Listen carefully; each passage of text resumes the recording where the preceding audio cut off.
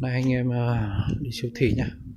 Làm một YouTuber đi siêu thị cho anh em xem ở Nhật. Thật đấy. Này, ngày mùng 5 Tết tại Nhật. Mai là anh em chuẩn bị đi làm rồi. Mẹ ngủ được 9 ngày này nữa. Để buôn với cháu ấy. Chưa bao giờ có kỷ lục ngủ như ngủ dậy thế này. Bây giờ là 4 giờ 20 ở Nhật.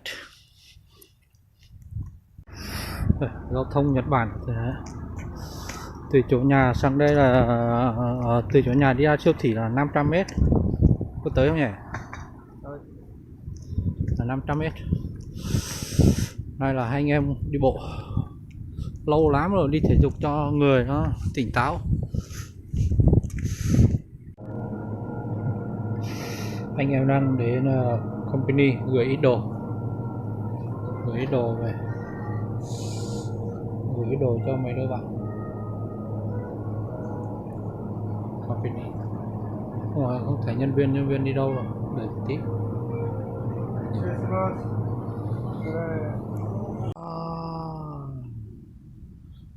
Chuẩn bị tối rồi nhá. Bệnh viện có một bệnh viện to nên là cái nhà để xe. Nhà để xe ở bệnh viện.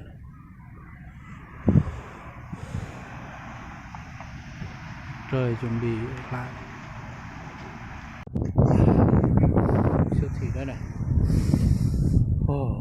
Bánh.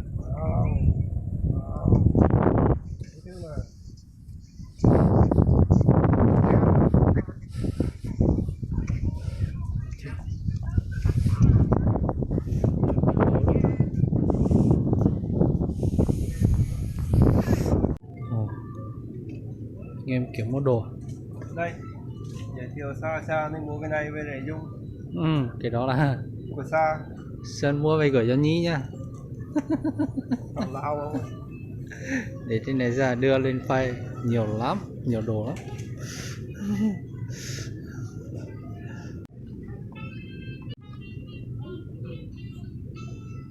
Bây giờ đi về rồi à? Tối rồi. Lạnh quá, mặt trăng lên rồi. Có hai thằng Việt Nam thử trời lạnh ăn kem thử xem mà lả đời không? Trời thì muốn chết bây giờ mà lạnh thì muốn chết rồi.